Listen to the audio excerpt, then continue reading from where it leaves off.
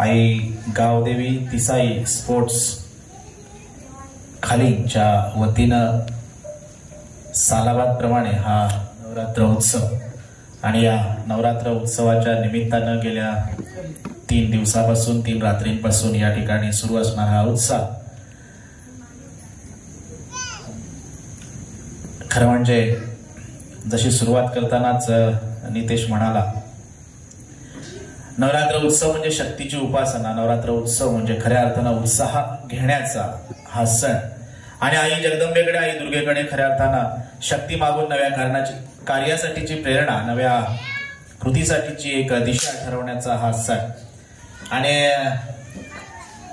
खरं म्हणजे इथे पुन्हा येण्याचं कारण एवढंच आहे की अनेक गावांमध्ये जात असतो आणि अनेक गावांमध्ये गेल्यानंतर तिथली तरुण पिढी जेव्हा मी पाहतो तेव्हा आपल्याला सगळ्यांना ज्ञात आहे की ज्या तरुण पिढीच्या खांद्यावर या समाजाची धुरा आहे, ज्या तरुण पिढीने या समाजाला पुढे न्यावं, ज्या तरुण पिढीने या समाजाला विधायक दिशा द्यावी, ज्या तरुण पिढीने या समाजाचा उत्कर्ष साधावा, ज्या तरुण पिढीने समाजाला खऱ्या अर्थाने एक विधायक दृष्टिकोन द्यावा, ती तरुण पिढी आज भरकटलेल्या अवस्थेमध्ये दिसते. ती तरुण पिढी पुन्हा एकदा एकत्र येते, ती एकत्र येऊन एक विचार मांडते. तो विचार करून खऱ्या अर्थानं या साऱ्या तरुणांच्या मनामध्ये एक गोष्ट आली असावी की आपल्या गावामध्ये एक चांगलं काहीतरी कार्य घडावं, आपल्या गावामध्ये सगळी लोक पुन्हा एकदा एका बैठकीवर यावी, जी विभागलेली असतील त्यांना पुन्हा एकदा एकत्र आणावं, हे एकत्र आणून या गाव विकासाचा काहीतरी विचार करावा, सगळ्यांना एकत्र करून जो आनंद लुटता येईल तो आनंद लुटावा, असा सर्वांगीण विचार करून या तरुण मंडळींनी जे काही प्रबोधनाचे कार्यक्रम या ठिकाणी ठेवलेले आहेत, त्यामध्ये व्याख्यान असेल, त्यामध्ये परवाला येणारे आदरणीय गुरुवर्य सन्मान्य निचिते महाराज यांचं कीर्तन असेल किंवा अन्य काही सगळे प्रोग्राम असतील, हा सगळा कार्यक्रमाचा खटाटोप करत असताना या सगळ्या तरुण मंडळीच्या डोक्यामध्ये एकच विचार आहे की संबंध गाव एका बैठकीवर यावा. आणि असा विचार करणारी तरुण पिढी आज कमी दिसते. ती कमी दिसणाऱ्या पिढीमध्ये आपलं गाव आहे ही सगळ्यात महत्वाची गोष्ट आहे आणि म्हणून या तरुणांसाठी यावं असं वाटलं. आणि ही जी गोष्ट आहे ही सगळ्यात महत्वाची आहे. आज आपल्या अवतीभोवती सुरू असलेली ही सगळी परिस्थिती पाहिली, सगळीकडे जो अनाचार, अत्याचार, भ्रष्टाचार आणि त्याच्या जोडीला रोज सुरू असणारा बलात्कार, हे सगळं पाहिल्यानंतर तुमच्या आमच्या मनामध्ये एक चीड उत्पन्न होते, तुमच्या आमच्या मनामध्ये एक राग उत्पन्न होतो, क्रोध उत्पन्न होतो, संतप्त मन होतं आणि संतप्त मन पुन्हा एकदा टाहो पडतं. अंधार झालाय दिवा पाहिजे, या देशाला जिजाऊंचा शिवा पाहिजे. आमचं मन टाहो पडतं शिवाजीसाठी. त्या ठिकाणी आम्ही आराधना करतो का हे देवी, हे जगदंबा, आम्हाला त्या ठिकाणी या शिवाचं दर्शन पुन्हा घडू दे आणि पुन्हा एकदा शिवा जन्माला येऊ दे आणि सारी परिस्थिती बदलू दे. हे सगळं आपण मागत असतो. मागच्या वर्षी मी म्हणालो हे सातत्यानं मागत असतो. जिजाऊंनी सुद्धा हीच गोष्ट मागितली. ही मागत असताना त्या फक्त थांबल्या नाही, म्हणजे मागून थांबणं ही गोष्ट वेगळी आहे. मागून थांबतो तर अंधभक्त असतो आणि जो मागणी पूर्ण करण्यासाठी कष्ट घेतो, मागणी पूर्ण करण्यासाठी खऱ्या अर्थानं झिजतो, तो खऱ्या अर्थानं खरा भक्त असं म्हणायला हरकत नाही. कारण मागणी मागणं वेगळं आणि मागणी मागत असताना कृतीयुक्त त्या ठिकाणी एखादी गोष्ट करणं ही फार महत्वाची गोष्ट आहे. आजच्या आमच्या सगळ्या भक्तीमध्ये फक्त आम्ही अवडंबर वाजवलेल्या आमच्या भक्तीमध्ये कृती नाही, ही सगळ्यात खेदजनक बाब आहे. जिजाऊंच्या कृतीमध्ये ती भक्ती होती, भक्तीमध्ये कृती होती आणि म्हणून शिवाजी राजा जन्माला आला. नुसता शिवाजी राजा जन्माला आला नाही तर शिवाजी राजाच्या पोटी संभाजी राजासारखा एक गौरवशाली, शौर्यशाली, शूर, वीर, नर, वीर आणि खऱ्या अर्थानं धर्माचं रक्षण करणारा, खऱ्या अर्थानं स्वराज्याचं रक्षण करणारा एक पुत्र जन्माला आला आणि त्या पुत्राचं नाव म्हणजे छत्रपती संभाजी महाराज. हे सहज झालेलं नाहीये. यासाठी अनेकांची तपश्चर्या असणार आहे. यासाठी अनेकांनी म्हणजे त्या ठिकाणी जसं मी मागील वर्षी म्हणालो की शिवाजी राजा जन्माला येण्यासाठी शहाजी राजा आणि जिजाऊंची फार मोठी तपश्चर्या आहे, तसं संभाजी राजा घडवण्यासाठी छत्रपती शिवाजी महाराज आणि पुन्हा एकदा जिजाऊ मासाहेब यांची तपश्चर्या आहे, यांचे कष्ट आहे. आम्हाला त्या कष्टांकडे पाहायचं. संभाजी महाराज ज्या वेळेस जन्माला येतात किंवा संभाजी महाराजचा जन्म सईबाईंच्या अवधीत झाला, सगळ्यांनाच आनंद झाला. शिवरायांना पुत्र झाला, स्वराज्याला पुत्र झाला आणि एक धाकला धनी म्हणून शंभूराजे त्या ठिकाणी जन्माला आले. परंतु या मुलाच्या नशिबामध्ये सगळ्याच गोष्टी होत्या पण दुर्दैवाचा किंवा त्याचा एक जो आभारीपणा असेल तो असा होता की त्याच्या आयुष्यात केवळ दुःख दुःख दुःख आणि दुःखच होतं. म्हणजे आपण ज्या वेळेस आपल्या सर्वसामान्य आयुष्यामध्ये मित्रांनो जगत असतो त्यावेळेस आपल्याला एखादं दुःख आलं तर आपण त्या ठिकाणी हताश होतो आणि हे दुःख पेलता येत नाही. परंतु संभाजी महाराजांचं चरित्र पाहिल्यानंतर आमच्या असे लक्षात येतं की त्या युवा राजपुत्राच्या जीवनामध्ये एवढं दुःख आहे की ते दुःख आपल्या कुणाच्या आयुष्यात असतं. मला वाटतं की आपल्याला कुणाला ते सोसताही आलं नसतं. जेव्हा आम्ही महापुरुष अभ्यासतो तेव्हा महापुरुष अभ्यासताना मला सातत्यानं असं वाटतं की या महापुरुषांना अभ्यासताना आमच्या डोक्यामध्ये ही गोष्ट असायला हवी की जर छत्रपती संभाजी महाराजांच्या जीवनामध्ये एवढं दुःख होतं, हे दुःख असतानाही हा महापुरुष लढला, स्वराज्याच्या रक्षणासाठी लढला, अनेक प्रकारचे आरोप झाले आणि शेवटचा संघर्ष त्याच्या आयुष्यातला असा देदीप्यमान होता तो भोगणे हे तुमच्या आमच्या कदापि शक्य नाही. ते त्यांनी भोगलं. हे सगळं भोगत असताना तुमच्या आमच्या समोर हा राजा, हा युवा राजपुत्र एक वेगळा आदर्श निर्माण करतो आणि म्हणून इतिहासाच्या पानावर संभाजी राजाचं नाव गौरवानं घेतलं जातं. कारण संभाजी राजाचं जे बलिदान आहे, संभाजी राजाचा जो संघर्ष आहे, हा संघर्ष या पृथ्वी तलावर त्याच्या एवढा संघर्ष जगातील कुठल्याही देशातील कुठल्याही राजानं कुठल्याही राजपुत्रानं भोगला नाही. ही सगळ्यात मोठी गोष्ट आहे. आम्ही ज्या महाराष्ट्राच्या भूमीमध्ये जन्माला आलो त्या महाराष्ट्राच्या भूमीमध्ये या सह्याद्रीच्या कडेकपारीमध्ये शिवछत्रपती जन्माला आले. याच सह्याद्रीच्या कडेकपाऱ्यामध्ये पुरंदराच्या किल्ल्यावर शंभूराजांचा जन्म झाला आणि खऱ्या अर्थानं सगळ्या गडाला आनंद झाला. स्वराज्याला आनंद झाला, सगळ्या भावधारकांना धारकऱ्यांना आनंद झाला, मावळ्यांना आनंद झाला. शिवरायांच्या पोटी पुत्र जन्माला आला. पण दुर्दैव असं शंभूराजांना जन्म देताच मा साईबाईंना बाळंत रोग झाला आणि रोगाची तीव्रता इतकी भयंकर होती की दिवसेंदिवस साईबाई त्या ठिकाणी कृश होत गेल्या, अशक्त होत गेल्या आणि एवढ्या अशक्त झाल्या की साईबाई राहतात की नाही अशी परिस्थिती निर्माण झाली. सगळ्यांच्या डोक्यामध्ये चिंता आहे, सगळ्यांच्या डोळ्यामध्ये या ठिकाणी त्या शंभूला पाहिल्यानंतर आसू उभी राहतायत. एवढा सुंदर मुलगा जन्माला आला आणि सईबाई त्याची आई त्याला त्या ठिकाणी पाना पाजू शकत नाही अशी परिस्थिती निर्माण झाली.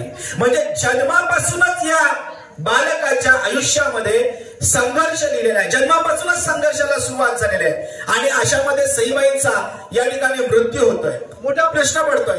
हा प्रश्न हा सगळ्यात महत्वाचा असा आहे की या ठिकाणी या शंभूला दुधाची गरज त्याची कोण भागवणार. आणि मग सुरू झाला शोध, कारण त्याला दुधाची आवश्यकता आहे, बाळाला दूध देणं आवश्यक आहे आणि यासाठी म्हणून कापूरवडातील त्या धारावला एका कुणबी स्त्रीला, म्हणजे जी एका झोपडीमध्ये राहते, खेड्यात राहते, पाण्यात राहते, जी खऱ्या अर्थाने आज आपण जर असा विचार करायला गेलो की धारावला त्या ठिकाणी पाचारण करण्यात आलं. पुन्हा एकदा या ठिकाणी सगळ्यात मोठे पण तुम्हाला आम्हाला शिकण्यासारखं, जी धाराऊ अत्यंत प्रतिकूल परिस्थितीमध्ये एका डोंगरदरीमध्ये कुठेतरी झोपडीमध्ये राहते, त्या धाराऊला जिजाऊ त्या ठिकाणी या शंभू राजाला दूध पाजण्यासाठी बोलवतात. तेव्हा त्या धाराऊची स्थिती काय असते? तिलाही 2 पुत्र होते, त्या पुत्राला दूध पाजणं तिच्यासाठीही महत्वाचं होतं आणि मग जिजाऊ तिला विचारतात की धाराऊ तू माझ्या या नातवाला, या शिवछत्रपतींच्या या पुत्राला तू त्या ठिकाणी दूध पाजशील का? तिला केवढा आनंद झाला आणि का नाही होणार? अरे राजाच्या पुत्राला या ठिकाणी दूध पाजायचं हे केवढं मोठं भाग्य आहे. पण या पलीकडे जाऊन मला असं वाटतं मासाहेब जिजाऊंनी या धाराऊला बोलावलं, शेवटच्या घटकातल्या माणसाला बोलावलं. ही सगळ्यात महत्वाची गोष्ट आहे. आज दुर्दैवानं तुमच्या आमच्यामध्ये असं झालंय, आमच्याकडे जरासा पैसा आला, जराशी संपत्ती आली, जराशी सत्ता आली की आम्हाला आमच्या खाली असणारी जी माणसं असतात, मग ती शिक्षणाने असतील, पैशाने असतील, पदाने असतील, प्रतिष्ठेने असतील किंवा अन्य कुठल्याही घटकाने असतील, आम्ही त्यांच्याकडे दुर्लक्ष करतो. आम्हाला ती माणसं आमची वाटत नाही. मी मागच्या वेळेसही म्हणालो होतो, आम्ही आमचं घर सोडून पलीकडच्या घराकडे जात नाही. पलीकडच्या घरामध्ये काय चालू आहे आम्हाला माहिती नाही, हे खऱ्या अर्थानं शोकांतिक आहे. आम्हाला असं करून भागणारच नाही. हा समाज जर खऱ्या अर्थानं पुढे न्यायचा असेल तर आम्हाला आमचं घर सोडून शेजारच्या घरामध्ये गेलं पाहिजे, त्याचं दुःख समजून घेता आलं पाहिजे. आम्हाला त्यांचं दुःख नाही निवारता येणार, मान्य, पण आम्हाला त्याचं दुःख समजून घेता येईल नव्हे आम्ही त्याचं दुःख दूर करू शकलो नाही तरी त्याचं दुःख ऐकल्यानंतर जो माणूस ते तुम्हाला ऐकवतो त्याला ते बरं वाटतं की माझं कोणीतरी ऐकायला आहे. दुसरी गोष्ट आम्ही जेव्हा त्याच्या घरामध्ये जातो तो एक प्रकारचा त्याचा सन्मान असतो आणि तो सन्मान देण्याचा आपण प्रयत्न करतो. मासाहेब जिजाऊंनी त्या ठिकाणी त्या डोंगरदऱ्यामध्ये राहणाऱ्या धाराऊला आपल्या शंभू राजाला या ठिकाणी दूध पाजण्यासाठी बोलवलेलं आहे. असं कुणी करत नाही. एका सर्वसामान्य स्त्रीला राजपुत्राला दूध पाजण्यासाठी बोलावलं जातं ही सोपी गोष्ट नाही आणि यासाठी राजमाता जिजाऊ या खूप महान आहेत हे या सगळ्या गोष्टीतून आपल्याला निदर्शनास येतं. आम्ही काय शिकणार? आम्हाला ही गोष्ट शिकायची आहे. आम्हाला सगळ्यांसोबत घ्यायचंय, सगळ्यांना सोबत घेऊन जायचंय. एकटा या ठिकाणी हे जे मंडळ आहे आई गावदेवी तिसाई गेल्या अनेक वर्षापासून वेगवेगळे कार्यक्रम करत असते. पण हे किती दिवस करणार आहे? यांच्या पाठीमागे कोणीतरी उभं राहायला हवं. यांच्या पाठीशी आपल्याला खंबीरपणे उभं राहायला हवं. तेव्हा कुठे जाऊन ही सगळी परंपरा अखंडपणे अशा पद्धतीने चालू राहील. आता मागच्या या गणेश उत्सवामध्ये आम्ही एका गावामध्ये मी गेलो होतो. 50 वर्ष त्या गणेश उत्सवाला झाली आणि 50 वर्ष झाल्यानंतर त्यांनी असं केलं होतं 50वं वर्ष की सगळ्या गावातील सगळ्या गावाला एकत्र केलं आणि सगळ्या गावातील ज्या मुली असतील ज्या दुसऱ्या गावामध्ये लग्न करून गेलेल्या आहेत त्या सगळ्यांना बोलावलं आणि सगळ्यांचा सन्मान केला. काय हळदी कुंकू असेल काय जे काही असेल तर त्याने तो कार्यक्रम त्याने केला. परंतु हे करण्यामागं या गावाची आणि त्या गावकऱ्यांची भूमिका ही होती की माझ्या गावातल्या लेकीबाळी ज्या दुसऱ्या गावामध्ये गेलेल्या आहेत या लेकीबाळींचं कसं चाललंय आम्ही कधीतरी विचारतो का? माझ्या शेजारच्या घरातली मुलगी एखाद्या गावामध्ये दिलेली आहे ती लग्न करून गेल्यानंतर आम्हाला कळतही नाही. ती कधी दिसली तर आम्ही विचारतो किती ग मुलं तुला? आम्हाला तिची मुलं माहिती नसतात. आम्ही हे विसरून जातो का ती कोणत्या गावामध्ये दिलेलं आहे. आम्ही हे विसरून जातो का तिचा नवरा काय करतो. हे सहज बांधलेले संबंध असतात. हे सहज संबंध बांधायचे असतात, टिकवायचे असतात. हा एक आदर्श त्या गावाने घालून दिला. सगळ्या मुलींना त्यांच्या आत्यांना मुलींना सगळ्यांना एकत्र केलं आणि एक गोल सोहळा केला. मला ही गोष्ट खूप आवडली की अशा पद्धतीने आपण गाव एकत्र बांधू शकतो. पण यासाठी सगळ्यांनी एकत्र येणं गरजेचं असतं. दुर्दैवानं आम्ही एकत्र येतच नाही. एकत्र न येण्यामागचे अनेक कारण असतात. पहिलं असतं तुमचं ग्रामपंचायतचं इलेक्शन जे तुम्हाला आम्हाला कधी एकत्र येत देत नाही आणि हे इलेक्शन आपलं कधी संपत नाही. आम्हाला हे संपवता आलं पाहिजे. आम्ही हे जेव्हा संपू मला वाटते त्या दिवशी आदर्श गाव ज्या काही संकल्पना असतील या संकल्पना खऱ्या अर्थानं अस्तित्वात यायला वेळ लागणार नाही. मासाहेब जिजाऊंनी प्रत्येक माणसाला बांधलं, प्रत्येक माणसाला आपलं केलं. नुसताच नाही तानाजी त्यांच्यासाठी मरायला त्या ठिकाणी आला. ते तानाजीसाठी जिजाऊ रडताय, शिवाजी रडताय ही सगळ्यात महत्वाची गोष्ट आहे. आणि म्हणून शेवटच्या माणसाचा सन्मान करता यावा म्हणून केवळ राजघराण्यातली स्त्री शंभूला दूध पाजण्यासाठी घेतली नाही. कदाचित उपलब्ध असेलही पण आणलंय कोणाला?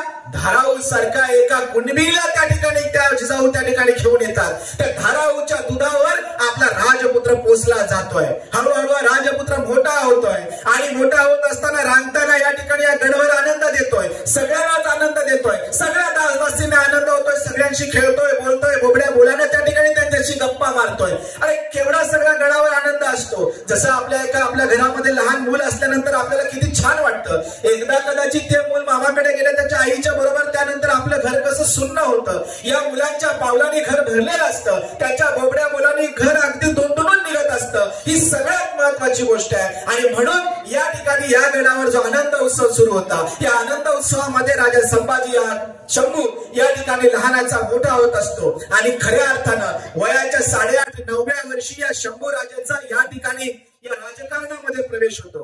मित्रांनो शंभू राजाच्या आयुष्यामध्ये पहिला घडलेला दुर्दैव म्हणजे त्याची मासाहेब, त्याची आऊ, त्याची आई, त्याची माता सईबाई यांचा मृत्यू ही पहिली घटना. आणि दुसरी घटना ही या सईबाई गेल्यानंतर या स्वराज्यावर अफजल खान नावाचं एक संकट या ठिकाणी घेऊन येतं. आणि हे संकट आल्यानंतर स्वतः राजे शिवाजी शंभू राजांना सोडून त्या ठिकाणी प्रतापगडाकडे जातात आणि अफजल खानाचा वध करतात. अफजल खानाचा वध करतात आणि वध केल्यानंतर त्याची जी मुंडक आहे ते कापून त्या ठिकाणी जिजाऊंना दाखवायला जेव्हा ते आणतात, जे शिपाई असतात ते आणतात आणि त्यांना दाखवतात तेव्हा तो बाळ शंभू त्या ठिकाणी त्यांना विचारतो मासाहेब हे काय? तेव्हा त्या म्हणताय बाळा हा हे अफजल खानाचा मुलगा आहे, तुझ्या वडिलांनी अफजल खानाला जिवंत फाडला.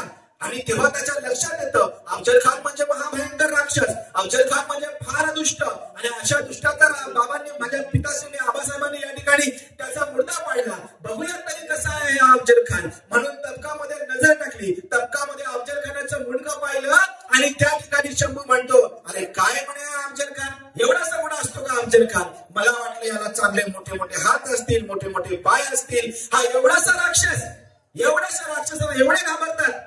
खरं म्हणजे या ठिकाणी शंभूराजांचा हा बाळगोद प्रश्न पाहिल्यानंतर सगळ्यांनाच हसू आलं. पण त्याच ठिकाणी जिजाऊ हसल्या आणि म्हणाल्या बाळा तुझ्या आबासाहेबांनी एवढासा राक्षस या मातीत आणून मारला, तू याच्यापेक्षा मोठा राक्षस याच मातीत आण आणि मारून टाक. खऱ्या अर्थानं तुझ्या आबासाहेबांना आनंद होईल. आणि खरंच त्या ठिकाणी बाळ शंभू म्हणतायत होय बाळासाहेब, मी या खानापेक्षा मोठा खान, उत्तरेचा मोठा खान याच महाराष्ट्राच्या मातीत आणीन आणि गाडीन. हा 4-5 वर्षाचा शंभू म्हणतोय मी त्याला गाडीन. आणि गाडण्याची प्रेरणा कोणी देते, कोण देत आहे? जिजाऊ देतात. छोट्या छोट्या गोष्टींमधून आपल्या मुलांना कसं शिकवावं, कसं ध्येय द्यावं हे शिकावं कोणाकडून? मासाहेब जिजाऊंकडून. हे शिकावं कोणाकडून? छत्रपती शिवरायांकडून.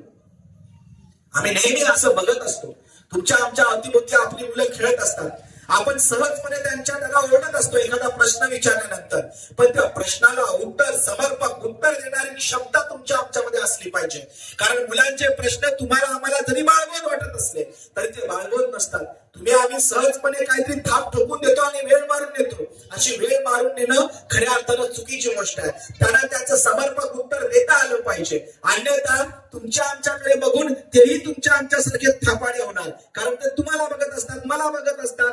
मी काय थाप मारतो ते माझा मुलगा बघत असतो आणि ह्या थापा तो शिकत असतो. आमच्या प्रत्येक कृतीतून आमच्या मुलावर संस्कार घडला पाहिजे. छोट्या छोट्या गोष्टींमधून आमच्या मुलांना शिकवता आलं पाहिजे. महासाहेब जिजाऊने सांगितलं तुझ्या आबासाहेबांनी छोटा खान मारला, तू मोठा खान आहे. आणि भविष्यात खरंच तसं झालेलं आहे. हा संस्कार जो घडलेला आहे, हा विचार जो दिलेला आहे तो बालपणामध्ये दिलेला आहे. ही सगळ्यात महत्वाची गोष्ट आहे. आपल्याला ती गोष्ट करता आली पाहिजे. मागच्या वेळेस सांगितली की नाही मला माहिती नाही, पण ती माडी असते, माडी. त्या माडीवर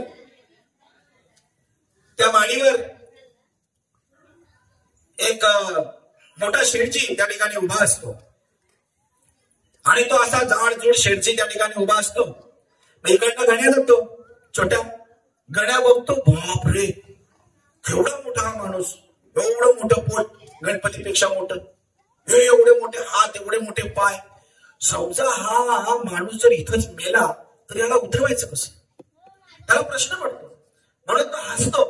तेव्हा तो शेठजी वर माडीवर असतो, तो विचारतो का रे बाळा का असतो? तो म्हणतो शेठजी अहो तुम्ही एवढ्या उंच चढलेले आहात, पण या एवढ्या उंचीवर चढल्यानंतर समजा तुम्हाला तिथंच अटॅक आला ना, तुम्ही मेले तर तुम्हाला उतरवायचं कसं? एवढं मोठं धूळ खाली उतरवायचं कसं? तो शेठजीला भयंकर राग येतो. तो म्हणतो काय मूर्ख मुलगा आहे म्हणे तू, किती मूर्ख आहे तू म्हणे, तू खुशाल माझ्या मरणाची गोष्ट करतो. कोण तुझा बाप कोण? मग त्याने बापाचं नाव सांगितलं. जा बापाला घेऊन ये. तर बापाला घेऊन आला. शेठजीने सांगितलं अरे काय म्हणे तुझा मुलगा आहे, तो खुशाल माझ्या मरणाची गोष्ट करतो म्हणे, मी इथं मेलो तर उतरवायचं कसं? हे शिकवलंस का तू तुझ्या मुलाला? माझ्या मरणाविषयी शिकवलंस का तू तुझ्या मुलाला? तेव्हा तो बाप त्याच्या टकल्यात मारतो आणि म्हणतो मूर्खा असं बोलतात का? असं नाही विचार करायचा. आणि समजा त्याला अटॅक येऊन तो तिथे मेला तर काय एवढा मोठा फरक पडणार आहे? सगळ्याच्या सगळ्यात माणूस आपल्याला खाली आणता येणार नाही, पण त्याचा हात पाय तोडून तुकडे करून त्याला खाली उतरवता येईल. हा काय प्रश्न झाला? त्या बालबोध मनाला पहिलं उत्तर मिळालं की याला तोडून खाली उतरवता येईल. आता मात्र त्या शेठजीला आणखी राग आला. अरे म्हणे हा तर याच्यापेक्षा दुप्पट निघाला. कोणाचा मुलगा रे म्हणे तू? त्याने सांगितलं अमुकाचा मुलगा. जा म्हणे तुझ्या बापाला घेऊन ये. ते पोरगं धावलं आणि आजोबाला घेऊन आलं. त्या आजोबाला शेठजी म्हणाला काय म्हणे हा तुमचा नातू आहे? हा म्हणतो मला इथे अटॅक आला तर म्हणे उतरवायचं कसं? हा म्हणतो की मला अटॅक आला तर म्हणे याचे तुकडे काढून खाली उतरवायचं. तेव्हा तो आजोबा भडकला. अरे काय म्हणे मूर्ख आहेत तुम्ही दोघे, असं बोलतात का म्हणे? असं नाही बोलायचं, चांगलं बोलायचं. आणि समजा याला अटॅक आला ना, हा इथं मेला, ही वाडी कोणाची आहे? माडी कोणाची आहे? त्याचीच आहे. नाही खाली उतरवायचं, नाही तुकडे करायचं, अख्ख्या वाडीला जाग लावून द्यायची. झालं माडी पेटली का तो शेठजी पण पेटला, कशाला उतरवायची गरज लागणार आहे? आता मात्र शेठजी कपाळाला हात लावतो. जर बाप त्याचा आजोबा असा आहे, त्याच्यापासून घेतलेले संस्कार तो मुलगा असा आहे, त्याच्यापासून घेतलेले संस्कार तो नातू असा आहे. आम्हाला ही गोष्ट शिकायची आहे. शहाजीराजे, जिजाऊ, छत्रपती शिवाजीराजे आणि त्यानंतर आलेले आमचे शंभूराजे, ही जी साखळी आहे ही सगळ्यात महत्वाची आहे. तुम्ही काय देता तुमच्या पिढीला हे सगळ्यात महत्वाचं आहे. आम्हाला आमच्या पिढीला हे देता आलं पाहिजे. महासाहेब जिजाऊने हे शिकवले. 8.5-9व्या वर्षी शंभूराजांचा राजकारणामध्ये प्रवेश झाला. मिर्झा राजा जयसिंग दिलेर खान या ठिकाणी महाराष्ट्रावर चालून आले. पुरंदरचा तह झाला. 23 किल्ले त्या ठिकाणी प्रदान करण्यात आले. 23 किल्ल्यांवर तह मांडण्यात आला. तह मांडला आणि या ठिकाणी स्वराज्य थोडंसं सुरक्षित झालं. पण जोपर्यंत 23 किल्ले ताब्यात येत नाही तोपर्यंत या ठिकाणी हा शंभू आमच्याकडे ओलीस राहील अशी मागणी मांडण्यात आली. काय वाटलं असेल त्या बापाला? ओलीस म्हणजे काय? ओलीस म्हणजे एक प्रकारचं त्या ठिकाणी नेऊन ठेवणं, दुश्मनाच्या राज्यामध्ये, दुश्मनाच्या छावणीमध्ये आपल्या मुलाला नेऊन ठेवणं. आणि वय वर्ष किती? 8.5-9 वर्षाच्या मुलाला दुश्मनाच्या छावणीमध्ये ठेवणं ही सोपी गोष्ट आहे का? पण राजे ठेवताय स्वराज्यासाठी, या महाराष्ट्रासाठी, इथल्या प्रजेसाठी, इथल्या रयतेसाठी. छाताडावर दगड ठेवून, छातीवर दगड ठेवून त्या ठिकाणी हा निर्णय घेतात. आणि राहिलेला शंभू तो या आनंदाने राहतोय, तोही त्या ठिकाणी शिकतोय, मिर्झा राजांना पाहतोय. हे पाहत असताना हा शंभू एके दिवशी मिर्झा राजांना विचारतोय, मिर्झा राजे, अहो तुम्ही जो कपाळावर जो तो केशरी गंध लावताय ना, बघा मीही तसाच लावतो. माझ्या आबासाहेबही तसेच लावतात, माझे दादासाहेबही तसेच लावायचे. म्हणजे तुम्ही आम्ही एक आहोत, तुम्ही आम्ही हिंदू आहोत. आणि तुम्ही लढताय कोणासाठी? आम्ही लढतोय या जगदांबेचं राज्य उभं करण्यासाठी. आणि तुम्ही लढताय त्या मुघलांसाठी. हे मुघल तुमचे कोण? मिर्झा राजांच्या डोळ्यामध्ये पाणी आलं. त्यांनाही वाटलं हे बाळ खरं बोलताय, पण करणार काय? राजपुतांनी सगळ्या तलवारी मॅड केल्या होत्या आणि मुघलांना लीन झाले होते, त्यांच्या चरणाशीच लीन झाले होते. सगळा स्वाभिमान गहाण टाकला होता. आणि म्हणून मिर्झा राजे यावर काही बोलत नाही. पण शंभूराजे त्यांचं मन परिवर्तन आणि मत परिवर्तन करण्याचा प्रयत्न करतात. वय वर्ष 8.5-9 वर्षाचं. एके दिवशी दिलेर खान त्या ठिकाणी आला.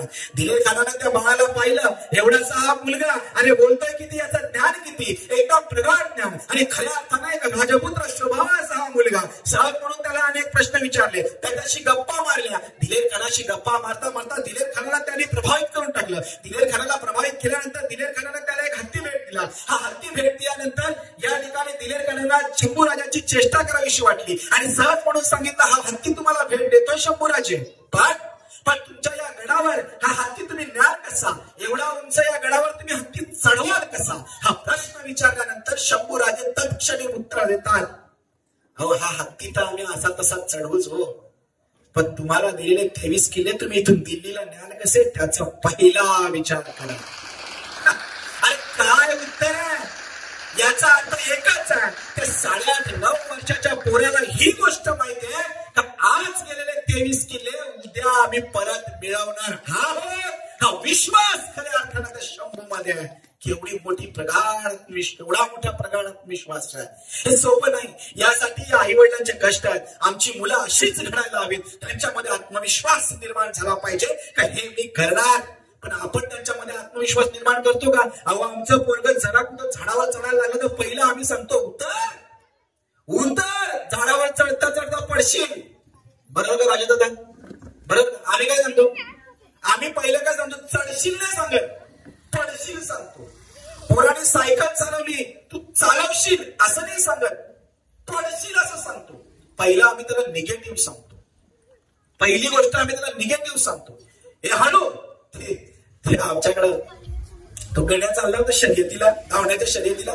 शर्यत होती सकाळी शाळेमध्ये आणि शाळेमध्ये शर्यत होती आणि तो सगळ्यांच्या पाया पडला. बरं आजची मुलं थोडी पाया तरी पडतात, है की नाही? तुमच्याकडे पडतात काही मुलं? आई वडिलांच्या पाया पडता का बाळा? अरे आई वडिलांच्या पाया पडता की नाही? कोणीच पडत नाही. अरे हो का नाही? कोणीच नाही. Very bad. आमचा गड्या चांगला आहे. आमचा गड्या सकाळीच उठला, शर्यतीला जायचं होतं म्हणून आजीच्या पाया पडायला गेला आणि आजीने आशीर्वाद दिला, सावकाश पड नाही तर पडशील. काय म्हटली? सावकाश पड नाही तर पडशील, हा आशीर्वाद दिला. आमचं फक्त पडशील, कारण एकुलता एक असतो ना. आता सगळ्यात मोठा प्रॉब्लेम तो झालाय. त्याच्यामुळे आमचे सगळे काय झालेले? मोदक काय झालं? सगळी पोरं मोदक, जरा पडायला नको. शंभू राजांनी ही गोष्ट सांगितली, हे आत्मविश्वासानं सांगितलं, मी जिंकणार आहे. हे 23 किल्ले आम्ही हत्तीत चढवू अगर न चढवू, आम्ही तर प्रयत्न करूच चढवायचा, पण तुम्ही आमचे किल्ले जे 23 किल्ले आबासाहेबांनी दिले ते दिल्लीला घेऊन जाऊ शकत नाही. हा आत्मविश्वास शंभू राजांमध्ये दिसतोय. ही सगळ्यात महत्वाची गोष्ट आहे. आणि यानंतर तिसरं दुर्दैव, शंभू राजांना या ठिकाणी जेव्हा मनसबदारी मिळते, 7,000ची मनसबदारी औरंगजेब देतो. 7,000ची मनसबदारी मिळाल्यानंतर वाढदिवसाच्या कार्यक्रमाला सगळ्या मनसबदारांना बोलावलं जातं. शिवरायांना 5,000 आणि शंभू राजांना 7,000 मनसबदारी दिली जाते. म्हणजे पुत्राला वडिलांपेक्षा 2,000 जी मनसबदारी, 2,000 सैनिक जास्त दिले जातात.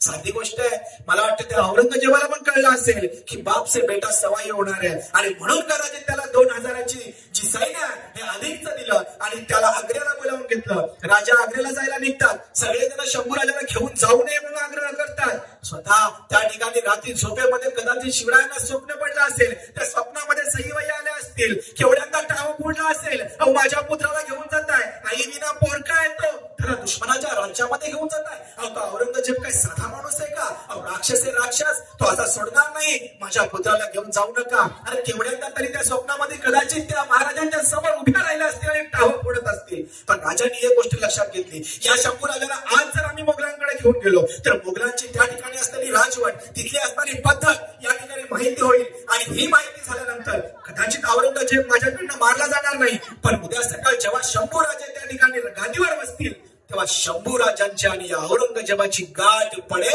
आणि तेव्हा औरंगजेब त्या ठिकाणी या शंभूला समजला पाहिजे, म्हणून शंभूला घेऊन जात आहे, शिकवण्यासाठी, त्याला दाखवून देण्यासाठी.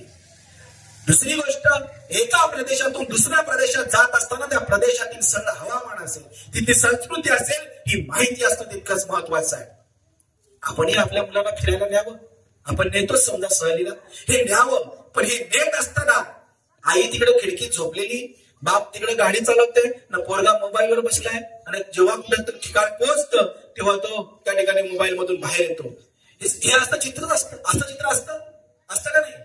आई खिडकीजवळ बसलेली, बाप गाडी चालवताना, मुलगा मोबाईलवर, आणि सहलीला चालले. असं न करता आपल्या मुलाशी बोला, त्याला प्रत्येक प्रदेश दाखवा, तिथली घरं दाखवा, त्या दुकानावर काय लिहिलंय, तिथली माणसं कशी आहे, त्यांचा पोशाख कसे आहे, त्यांची भाषा कशी आहे, तुला हे सगळं शिकायचंय. याच्यातूनच मूल शिकत असतं. शाळेत मूल शिकत नाही. शाळेत फक्त अभ्यास असतो. शिकणं आणि अभ्यास या दोन गोष्टी वेगवेगळ्या आहेत. अभ्यास आपल्याला या ठिकाणी अशा पद्धतीने करायचा आहे, निरीक्षणातून करायचंय. माझ्या राजाने हे निरीक्षण करणं शंभू राजाला शिकवलं. ही सगळ्यात महत्वाची गोष्ट आहे. आणि म्हणून रायगडापासून आग्र्यापर्यंतचा प्रवास झालाय. आग्र्यापर्यंत पोहोचल्यानंतर त्या ठिकाणी दरबारात गेल्यानंतर काय घडलं आपल्याला सगळ्यांना माहिती आहे. हे घडल्यानंतर त्या शंभूने पहिल्यांदा आपल्या करारी, स्वाभिमानी आणि अस्मितावादी बापाला पाहिलं.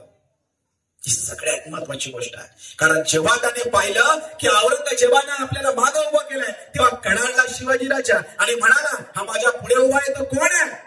एवढ्या मोठ्या आवाजामध्ये त्या दरबारामध्ये आजपर्यंत कोणी बोललं नव्हतं. एवढ्या मोठ्या आवाजात बोलायची हिंमतच कोणाची आहे? अरे औरंगजेबासमोर उभे आहेत. आणि हा कोण आहे औरंगजेब? अखंड आशिया खंडामधील सर्वात मोठ्या साम्राज्याचा सम्राट आहे औरंगजेब, आणि त्याच्या समोर बोलायचं आहे, हा माझ्या पुढे उभा आहे तो कोण आहे? रामसिंग मेजाराजांचा मुलगा, त्याने सांगितलं, हा उभा आहे हा जसवंत सिंग राठोड. अरे हा तर आमच्या सैनिकांच्या मार खाऊन पळालेला आहे. ज्याला आमच्या सैनिकांनी पळायला लावलं तो माझ्या पुढे, आणि आम्ही महाराष्ट्राचे राजा, आम्ही मागे. आम्हाला या औरंगजेबाचं दर्शन घ्यायचं नाही, आम्हाला औरंगजेबाचं तोंडही पाहायचं नाही. हा जो करारीपणा आहे, कधी जाऊन उभे राहा आमदाराच्या समोर आणि असं बोलून बघा, या आमदारानं काही केलं नाही म्हणून मला या आमदाराच्या समोर उभं राहायचं नाही. इथं का बोलतात? नाही, एका सर्वसामान्य आमदारालाही आम्हाला उलट बोलता येत नाही. आम्हाला वाटतं की हा काय करील ना काय नाही. अरे औरंगजेबाच्या आशिया खंडातील सर्वात मोठ्या साम्राज्याचा सम्राट असणाऱ्या त्या बादशाच्या समोर बोलायचंय. आम्हाला तुझं तोंडही पाहायचं नाही. यासाठी लागते ती विचारांची शुद्धता. विचारांच्या शुद्धतेशिवाय आणि मंडटावर असणाऱ्या विश्वासाशिवाय ही गोष्ट कदापि शक्य नाही. आमचं दुर्दैव असं झालंय, एकतर आमच्यावरच विश्वास नाही, आणि दुसरी गोष्ट आम्हाला तर विचारांची सोयर सुतकच नाही. आमच्याकडे शुद्ध विचारच नाही. आम्हाला कुठं जायचंय हेही आम्हाला माहिती नाही, बिलकुल माहिती नाही. त्या 10वीच्या पोराला विचारलं किती गुण पडतील, काय माहिती पडतील 70% नक्की पडतील का, थोडा अभ्यास केला तर नाही जातील 75 पर्यंत. अरे असं बोल ना की मला 90च्या पुढे मिळतील. पण आमची बोलण्याची हिंमत नाही. मुळात आपला स्वतःवरच विश्वास नाही. शिवरायांचा त्यांच्या मनगटावर विश्वास आहे म्हणून ते हे बोलू शकले. ही गोष्ट नोट करून ठेवा. त्यांचा विश्वास होता म्हणून ते बोलले. पण झालं दुर्दैव असं झालं की साहजिकच आहे. औरंगजेब चिडला आणि महाराजांना नजरकैद झाली. नजरकैद महाराजांना झाली, पण बाळ शंभूराजे त्या ठिकाणी मुक्त होते. कारण ते औरंगजेबाचे सप्ताहधारी मनसबदार होते. ते सहज इकडून तिकडून फिरू शकत होते. ते थेट औरंगजेबाच्या दरबारात जाऊ शकत होते. ते थेट सगळ्या आग्र्याच्या त्या बाजारपेठेमध्ये फिरू शकत होते. तो कुंभारवाडा असेल, सोनारवाडा असेल, सांबारवाडा असेल, सगळीकडे फिरत होते. सगळ्यांची गप्पा करत होते. आता हे गप्पा करणं म्हणजे काय होतं माहितीये का? हे गप्पा करणं म्हणजे त्या पिता पुत्राने केलेला प्लॅन होता, नियोजन होतं. बाळा आपल्याला इथून निसटायचंय, आपण इथून निसटणार आहोत, आपण इथून सुटणार आहोत. अरे हा आत्मविश्वास बापाचा जेवढा आत्मविश्वास आहे मुलाचा केवढा असणार. आणि म्हणूनच सगळी योजना या बाळ शंभूने 9 वर्षाच्या पोरांना आखली. कुठून जायचंय, कोणाला घ्यायचंय, कोणाची मदत करायची, कोण आपला होणार आहे. रामसिंगाची मैत्री केली. हा रामसिंग मिर्झा राजांचा पुत्र, याचे विचार बदलवले, याचं मत परिवर्तन केलं, याचं मन परिवर्तन केलं आणि या मिर्झा राजाच्या पुत्राची रामसिंगाची मदत घेतली पळून निघण्यासाठी. एके दिवशी असाच या ठिकाणी एका कुस्तीच्या आखाड्यासमोर बाळराजे त्या ठिकाणी उभे आहेत, शंभूराजे त्या ठिकाणी उभे आहेत आणि औरंगजेब येतोय. औरंगजेब त्याला पाहतोय, मोठ्या कौतुकाने त्या शंभूकडे पाहतोय. 9 वर्षाचा शंभूराजे त्या सहज औरंगजेब विचारतोय, हो शंभूराजे, मैदानामध्ये कुस्ती खेळाल काय? तुमची कुस्ती आम्हाला पाहिजे आहे. आणि त्या सरशी तो बाळ शंभू प्रगाढ बुद्धीचा आणि तितकाच हजर जबाबी सहज म्हणाला, आम्ही कुस्ती जरूर खेळू, आम्ही कुस्ती जरूर खेळू. जर मैदानात आमच्या लायकीचा मल्ल असेल तरच खेळू. आणि आमच्या लायकीचा मल्ल कोण? आम्ही कोण आहोत? आम्ही राजपुत्र आहोत. माझ्याशी खेळायला माझ्या लायकीचं कोण असायला हवं?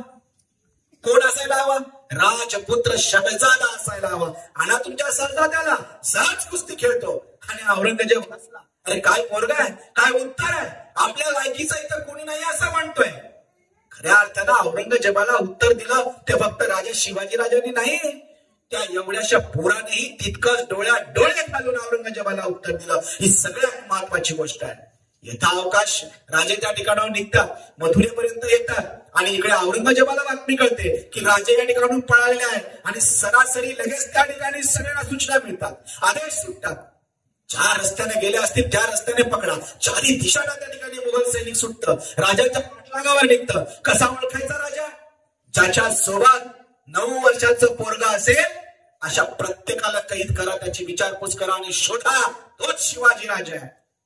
पण मथुरेला आल्यानंतर त्या ठिकाणी शिवाजी राजे संभाजी राजांना न्यायला तयार नाहीत. खरं म्हणजे इथे किती नाजूक गोष्ट आहे.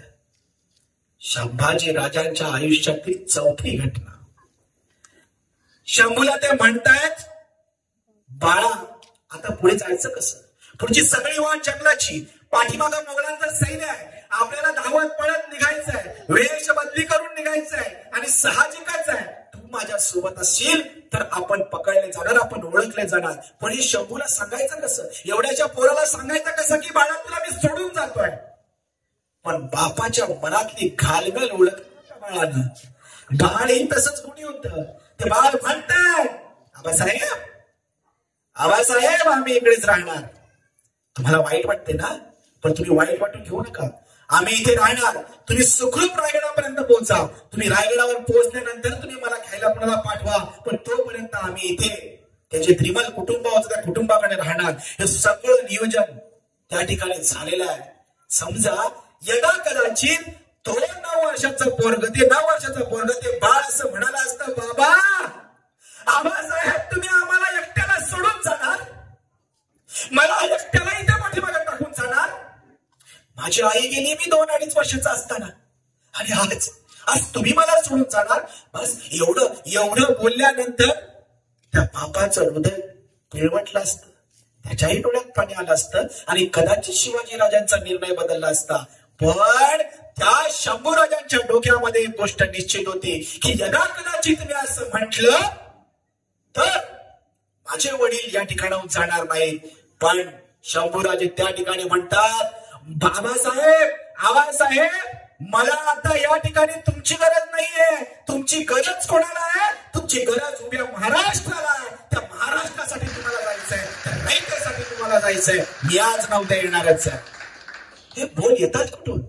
ही गोष्ट येते कुठून? हा विचार सुचतो कुठून? पुन्हा एकदा शहाजीराजे, जिजाऊ, शिवछत्रपती, मग शंभूराजे हा गुणांचा वारसा आहे. हा वारसा महत्वाचा आहे. आणि शंभूराजे त्या ठिकाणी राहतात. यथा अवकाश त्या ठिकाणी शिवाजीराजे रायगडावर पोहोचतात. पण पोहोचल्यानंतर शंभूराजांच्या जीवनातील 5वी शोकांतिका. राजे पोहोचल्या जिजाऊंना भेटतात आणि जिजाऊ त्यांना कणकणून मिठी मारतात. अरे कितीतरी महिन्याने त्यांचा पुत्र त्यांना भेटत होता. केवढ्या कुरवाळतात आई मुलांचं ते भेट पाहिल्यानंतर, ती सगळं दृश्य पाहिल्यानंतर तुमच्या आमच्या डोळ्यातून पाणी उभं राहिलं असतं. आणि मग लक्षात येतं आणि जिजाऊ विचारतात, शिवबा शंभूबाळ कुठे आहे? आणि सगळ्यांना आवाज जाईल अशा पद्धतीनं छत्रपती शिवाजीराजे बोलताय, मासाहेब शंभूराजे निवर्तले. रस्त्यातच त्यांचा अपघात झाला आणि आपलं बाळ गेलं.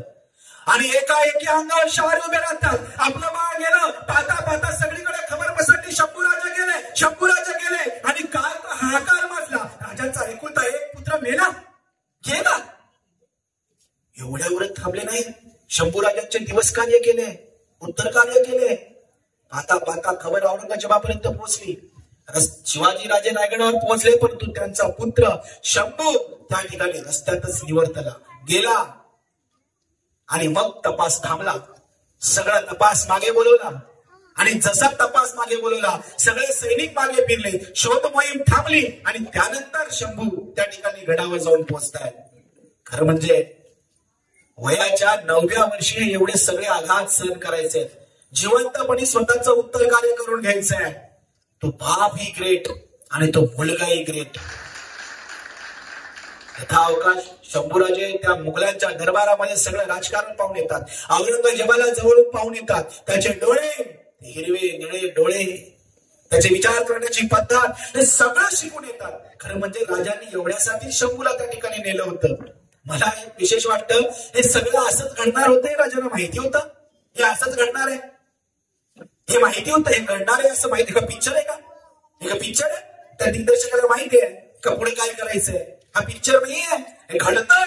हे राजांना आधी कळतं किंवा राजा त्या ठिकाणी अनुमान मानतात, अंदाज मानतात की अशा पद्धतीनं होणार आहे. ही सगळ्यात महत्वाची गोष्ट आहे की राजाने हा अनुमान मानला आणि तशा पद्धतीनं सगळं घडलं. पुढे संभाजीराजे त्या ठिकाणी येतात. सगळे त्यांचा जय जयकार करतात. संभाजीराजांना 16 भाषेवर संभाजीराजांचं प्रभुत्व होतं. संभाजीराजे धर्मपंडित झाले. संभाजीराजे शास्त्रपंडित झाले, शस्त्रपंडित झाले. शस्त्र शास्त्र वेद पुराण सगळं माहिती झालं. आणि खऱ्या अर्थानं एक विद्वान पंडित आणि तितकाच शूर पराक्रमी आणि बाहुंनी सज्ज असा एक पुत्र या स्वराज्याला मिळाला. इथं अवकाश या ठिकाणी राजांच्या आयुष्यातल्या स्वराज्याच्या आयुष्यातली सगळ्यात मोठी घटना, स्वराज्याचा सुवर्ण कलश चढला आणि राजे छत्रपती झाले.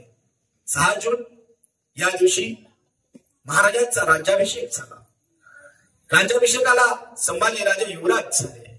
खरं म्हणजे महाराजांच्या अगोदर असा एकही मराठा नव्हता का जो फक्त वतनदार होता किंवा जहागीरदार असेल, परंतु आज एक मराठा राजा झाला. ही सगळ्यात मोठी गोष्ट झाली. पण त्याचबरोबर त्या ठिकाणाहून आणखी एक दुर्दैव शंभूराजांच्या मागे लागलं आणि त्या दुर्दैवानं या चांगल्या राजहंसाला बदनाम करण्यास सुरुवात केली. कारण आता यापुढे खऱ्या अर्थानं शंभूराजा धर्मपंडित आहे. शंभूराजा धर्मशास्त्र जाणतो. शंभूराजा शस्त्रविद्या जाणतो. शंभूराजा वेद संपन्न आहे. या सगळ्या गोष्टी आहेत. तो कवी आहे. 16 भाषेवर त्याचा प्रभुत्व आहे. आणि असा एक विद्वान राजा जर या राजगादीवर बसला तर तो आपल्यासाठी धोकादायक आहे असं त्याच राजदरबारातील अनेक मंत्र्यांना वाटू लागलं. आणि त्या ठिकाणाहून सुरू झालं एक नवं राजकारण.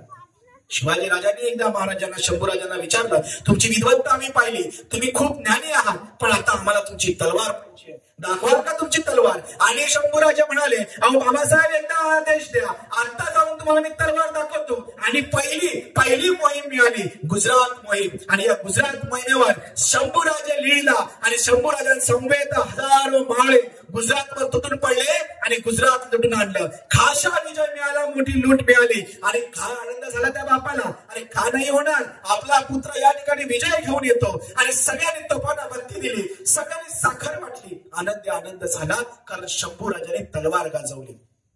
आपल्या मुलानं अशा पद्धतीनं एखादं यश मिळवणं ही सगळ्यात मोठी गोष्ट आहे. आणि हे यश मिळवणं हे बापाला आणि आईला आनंद देणार असतं. मी मागेही म्हणालो होतो, आपल्या पुत्रानं मोठं व्हावं आणि पुत्राने एक गोष्ट लक्षात ठेवावी, आपल्या आई वडिलांना जसं नमस्कार करता, त्यांचा आदर करता, यापेक्षा तो आदर आणखीन महत्वाचं पाया पडून करण्यापेक्षा, म्हणजे पडावंच, पण त्यापेक्षा त्यांच्या स्वप्नांना मूर्त रूप देणं हे सगळ्यात मोठं वंदन आई बापाला ठरतं. आणि तशा पद्धतीचं वंदन आपल्याला करता आलं पाहिजे.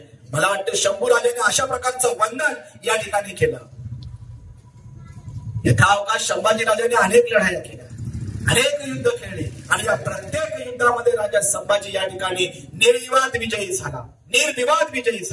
परंतु या विजयाबरोबरच त्यांच्या पाठीमागे जे शुक्ल काष्ट लागलं ते मंत्र्यांचं, तेथील अनेकांचं, ज्यांना शंभूराजे मान्य नाही आहेत.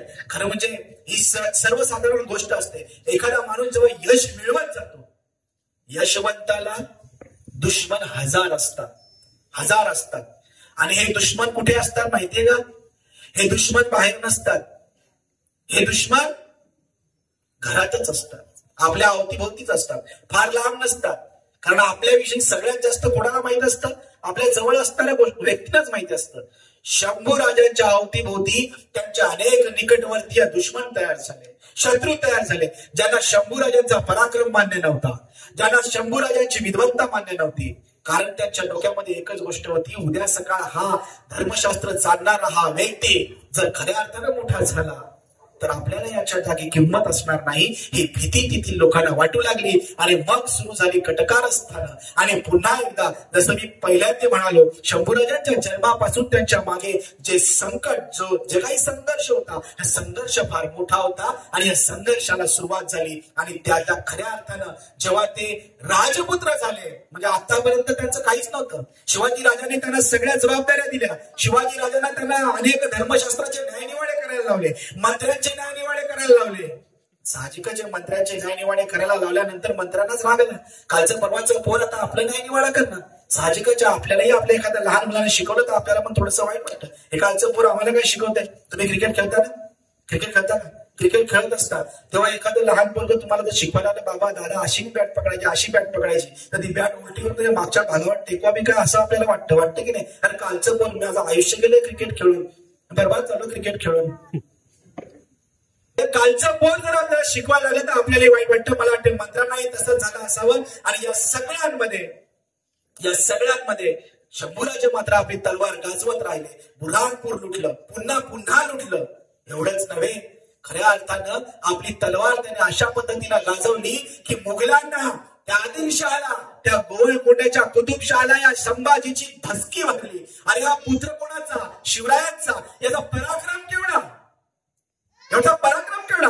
18-19 वर्षाचा पोरग इतकं पराक्रमी. सगळ्यांना दहशत बसलेली आहे. हे जे घडवणं आहे हे फार मोठं आहे. या घडवण्यामागे आई वडिलांचे कष्ट आहेत. मला वाटते आज समाजामध्ये चाललेली ज्या सगळ्या गोष्टी आहेत, म्हणजे परवा बदलापूरची घटना घडली, आम्ही सगळ्यांनी या सगळ्या गोष्टीचा निषेध व्यक्त केला. पण साला आम्ही सगळे मेणबत्ती जलवणारे, आमची याच्या पुढे कुवत नसते. पण हे झालंय कसं? हे झालं का? हे का फक्त बदलापूरमध्ये घडलं का हो सरपंच मॅडम? हे फक्त बदलापूरमध्ये घडलं का?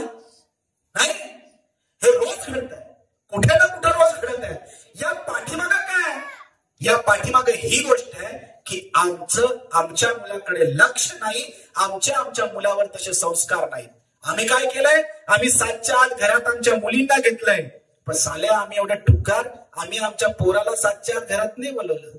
तो बसला तिकडं मंदिराच्या पायरीवर, शाळेच्या धक्क्यावर, कोणाच्या तरी ओट्यावर आणि करतोय चालेल. आम्हाला काय माहितीये? पोरगा 2 वाजता घरात येतोय, बाप विचारतो अरे असं चालतंय काय? हे चालत येते काय त्याला बोलता तुम्ही?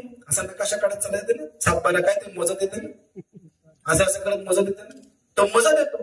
ते पोरगा असं आलं रात्री बसला त्याची, आजच आला उशिरा. बापाने बघितलं, बघूया काय करते पोरग, एवढं उशिरा आलं, गेले तरी कुठं होतं. बापाने बघितलं लाईट चालू आहे, दरवाजा उघडला, बापाच्या दरवाजाचा आवाज आला का बाप येतोय. लगेच त्या पोरानं त्या ठिकाणी आपला जो लॅपटॉप होता तो उघडला आणि त्या लॅपटॉप मध्ये मुद्दामच काहीतरी अभ्यास करत बसला असताना बापाने दरवाजा उघडला, बघतो तर बापरे, मगाशी तर मुलगा असा वाकडा तिकडा चालत आला आणि आता माझा मुलगा या ठिकाणी काय करतोय, लॅपटॉपवर अभ्यास करतोय, चांगल्या पद्धतीने अभ्यास करतो. दरवाजा उघडून बघतो तर खरंच. आणि मग मुलाने बघितलं आणि मुद्दाम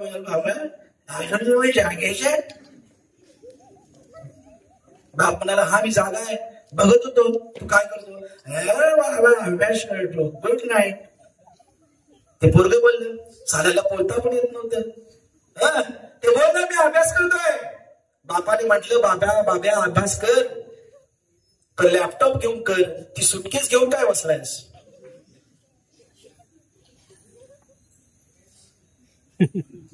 सुटकेस घेऊन काय बसला? सांगायची गोष्ट अशी, आमच्याकडे अशा पद्धतीनं आम्ही 7च्या आत घरात मुलींना बोलवलं, 7च्या आत घरात आपल्या पोरालाही बोलवा.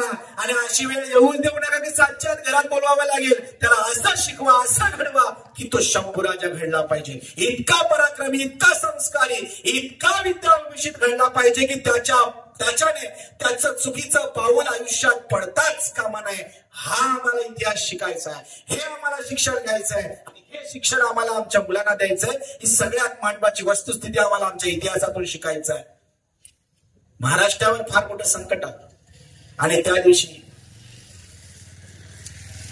या स्वराज्याचा निर्माता, ज्याला रयतेला आधार दिला, मोडलेला तणाव उभा केला, रयतेला सुख दिलं, रयतेला संपन्न केलं, रयतेला शाश्वत आनंद दिला, आधार दिला आणि हे स्वराज्य उभं केलं, हे स्वराज्य निर्मिलं, हे स्वराज्य सुवर्ण कलश चढवला, तो राजा छत्रपती, त्यांचं निधन झालं. आणि हे निधन झालं त्यावेळेस शंभूराजे लढाईवर होते, बुऱ्हाणपुराच्या लढाईमध्ये होते.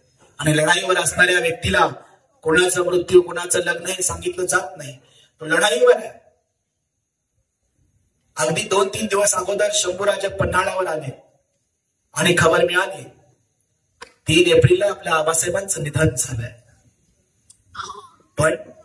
पण हे निधन झाल्यानंतर शंभूराजांच्या आयुष्यामध्ये जी घटना घडली ही अत्यंत क्लेशदायक, वेदनादायक होती. शंभूराजे अत्यंत धर्मपंडित आहेत, शास्त्रपंडित आहेत, विद्याविभूषित आहेत. शंभूराजे 16 भाषांचे जाणकार आहेत. उद्या सगळा हा राजा जर या गादीवर बसला तर आपलं काही खरं नाही. शिवाजी राजा हयात असताना हा शंभूराजा आपला मानपान राखत नाही, हा जर गादीवर बसला तर हा आपल्याला जुमानणार नाही. या भीतीपोटी आपण सोयराबाईंच्या पुत्राला त्या ठिकाणी गादीवर बसवावं. धर्मशास्त्र असं म्हणत होतं की राजा गेल्यानंतर त्या ठिकाणी अगोदर एका युवराजाचं मंचकारोहण करणं अपेक्षित आहे आणि मग राजाला अग्नी द्यावा. मला वाटतं म्हणून त्यांनी राजारामाचं मंचकारोहण केलं आणि मंचकारोहण करून त्याने या स्वराज्याचे सेनापती अंबिरराव मोहिते यांना निरोप पाठवला.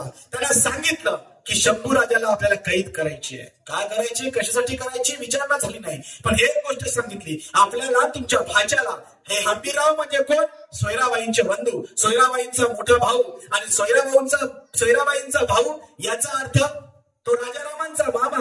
आणि कुठल्या मामाला असं वाटणार नाही की आपला भाचा गादीवर बसावा, साहजिकच आहे. हंबीररावांना ते वाटलं असावं, ते वाटलं पाहिजे असं गृहीत धरलं आणि हंबीरराव मोहित्यांना त्या ठिकाणी निरोप पाठवला. आपल्या राजारामाला गादीवर बसवायचंय, त्यासाठी शंभूराजांना पहिलं कैद करावं लागेल.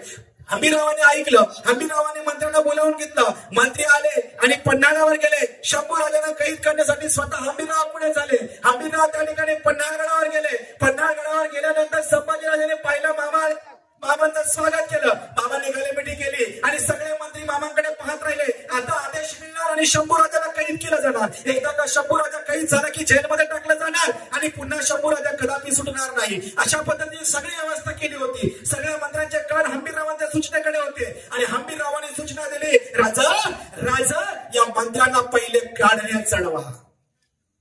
नालायक अवलादी, राजाला जाऊन 11 दिवस झाले नाही आणि हे आपल्या या राजपुत्राला कैद करण्यासाठी आलेले आहेत. आणि सारी खबर मिळाली आणि मग लक्षात आलं हे सोपं राजकारण नाही. रायगडावरची सगळी परिस्थिती व्यवस्थित केल्यानंतर शंभू राजा त्या ठिकाणी रायगडावर येत आहेत. रायगडावर आल्यानंतर शिवाजी राजांचं त्या ठिकाणी सगळं उत्तर कार्य करतात. त्या ठिकाणी महाराजांची समाधी बांधतात. सांगायचं तात्पर्य, एक संकट, एक संघर्ष हे सारं भोगत राहिले. पण त्यांच्या डोक्यामध्ये एक गोष्ट नक्की होती का हे सगळे संघर्ष केवळ माझ्यासाठी मला नाही, हे संघर्ष मला या स्वराज्यासाठी करायचे.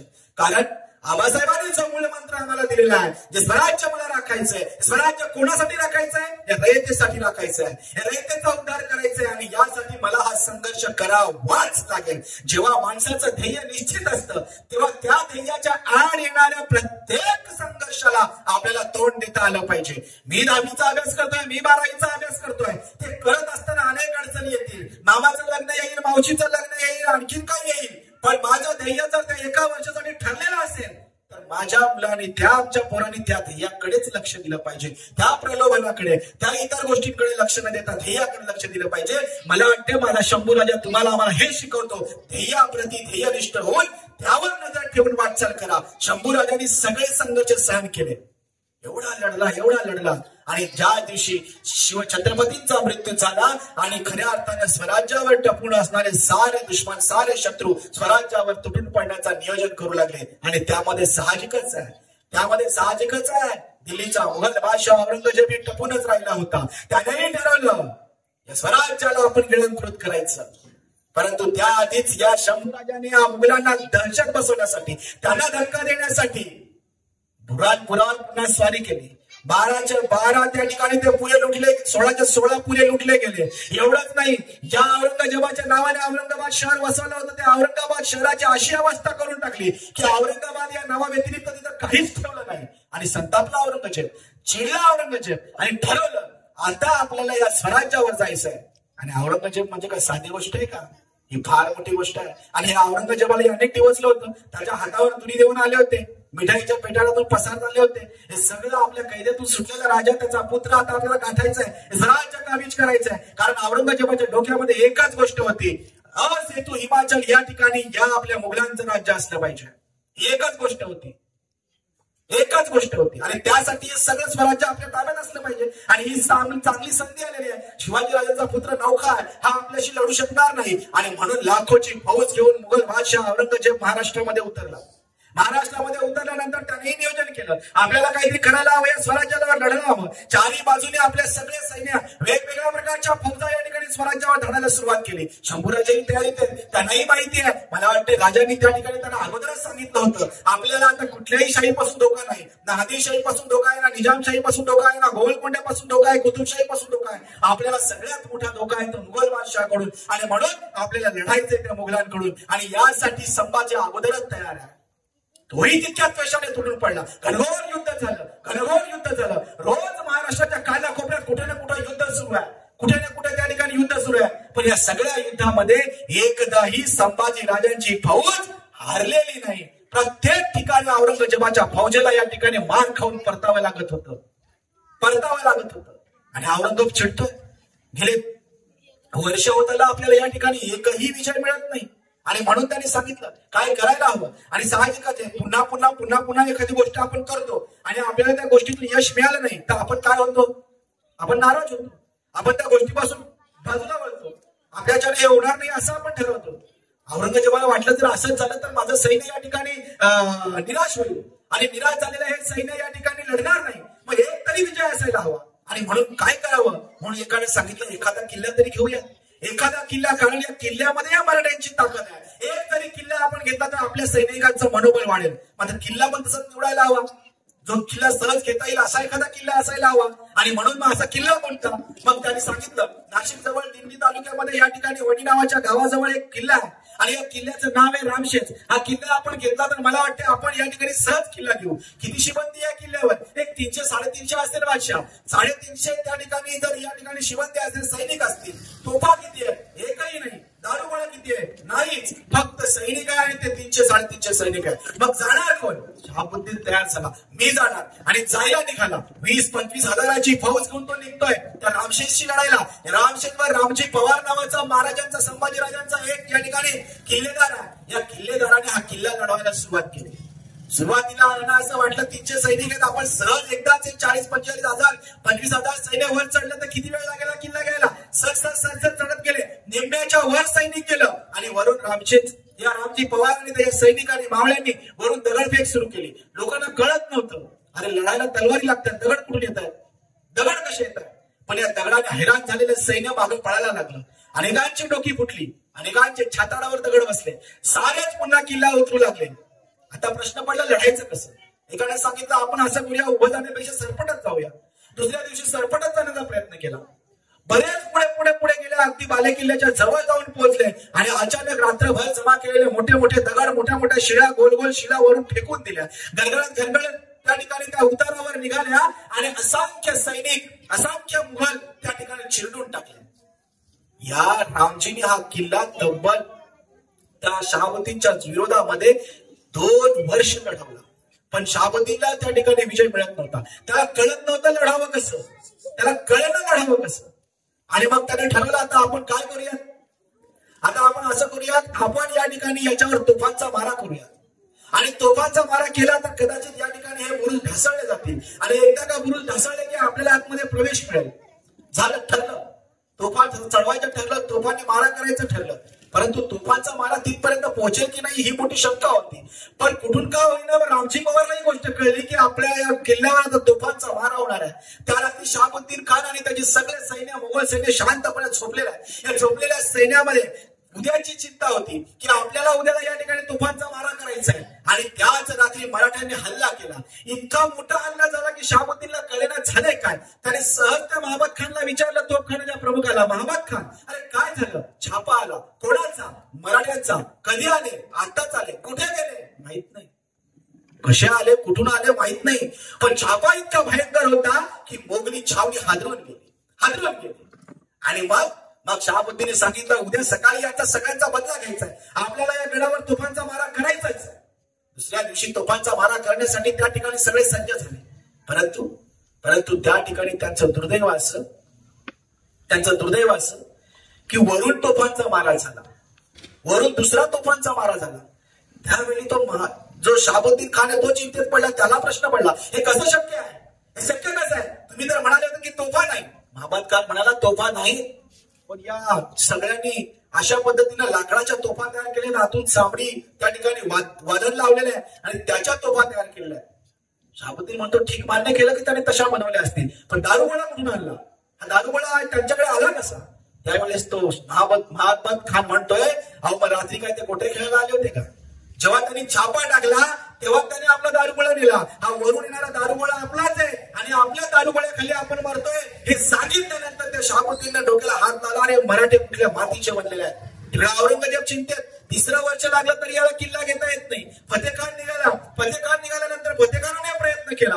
फतेखानाला एकच गोष्ट सांगितली, साला आपण 4-5 वर्ष झाले आपण या महाराष्ट्रामध्ये आलोय, एक जागा, 1 इंच जागा आपण घेऊ शकलो नाही. जेव्हा मी मुघलांकडून त्या ठिकाणी याच्यातून आग्र्यावरून निघालो, दिल्लीवरून निघालो, तेव्हा मला असं वाटलं की मी गेल्यानंतर हे स्वराज्य गिळंकृत करेन, संभाजीला पकडेन. हे त्याला माहिती होतं किंवा त्याने तसा विचार केला होता, पण तसं काही होताना दिसत नाही. सगळीकडे माझे मुघल सरदार या ठिकाणी मार खाऊन पळतायत. हे मार खाण्यासाठी इकडे आलेले आहेत का जिंकण्यासाठी इकडे आलेले आहेत. आणि म्हणून तो फतेखानला म्हणतो, तुझ्या नावामध्ये फते, एक फते मला दे, फक्त एक फते, एक विजय मला मिळू दे. या संभाजीला, या किल्ल्याला, तो रामशेष नावाचा किल्ला, तो किल्ला माझ्यापर्यंत आणून दे. फतेखान मोठ्या गुरमीने निघाला. तोही 40,000 सैन्य घेऊन निघाला. 40,000 सैन्य घेऊन निघाल्यानंतर त्याने त्या ठिकाणी 6 महिने प्रयत्न केले. या 6 महिन्यामध्ये त्याने लाकडाची एक माची तयार केली आणि किल्ल्याच्या लेवलला एक उंच दुसरा किल्ला तयार केला. त्या किल्ल्यावर त्याने त्या ठिकाणी तोफा चढवल्या. त्या तोफा चढवल्यानंतर त्याने ठरवलं की आता या तोफांनी समोरासमोर या समोरच्या रामशेष किल्ल्यावर मारा करायचा.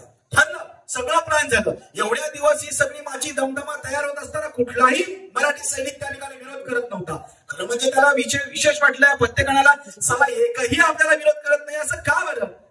जाऊ दे, नाही करत तर काय होईल. दमदमा तयार झाला, दमदमा उभा राहिला. उद्या सकाळ आपल्याला या ठिकाणी हल्ला करायचा आहे आणि उद्या सकाळ हा किल्ला आपल्याला पाडायचा आहे. हे सगळं ठरतं. आणि त्याच रात्री मराठे त्या ठिकाणी पुन्हा एकदा छापा टाकतात. पुन्हा एकदा छापा टाकून त्या ठिकाणी ते मोगली छावणी उद्ध्वस्त करतात आणि पसार होतात. फतेखान म्हणतो, अरे झालंय काय? मराठी आले, काय केलं? छापा टाकला. कुठे गेले माहित नाही. ते कसे यायचे आणि कुठे जायचे कोणालाच कळत नाही. आणि मग उद्या सकाळ उगवते, दुसऱ्या दिवशीची सकाळ उगवते. सकाळ उगवली आणि 500 सैनिक त्या दमदम्यावर चढले.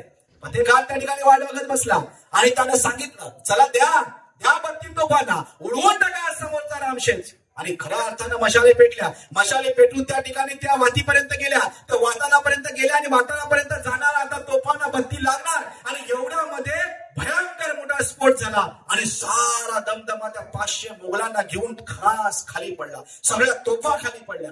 यांना कळत नाही, साला आपण तोफा मारायला गेलो तिकडे आणि सुरंगपूरला इकडे झालंय काय?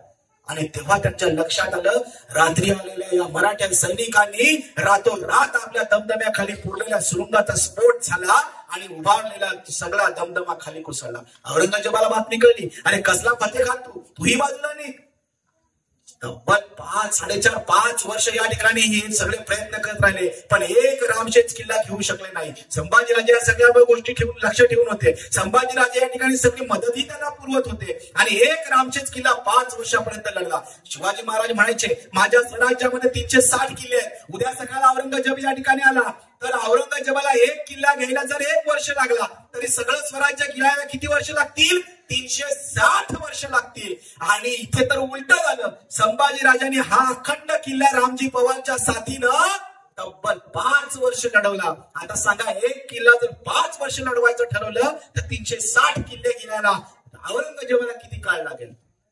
हे सगळं नियोजन खऱ्या अर्थानं आमचा राजा ग्रेट काय ना, तो यासाठी या सगळ्या गोष्टीचं दूरदृष्टी ठेवून त्याने या सगळ्या गोष्टींचं नियोजन केलं होतं. ही सगळ्यात महत्वाची गोष्ट आहे. आम्हाला ती गोष्ट शिकायची आहे.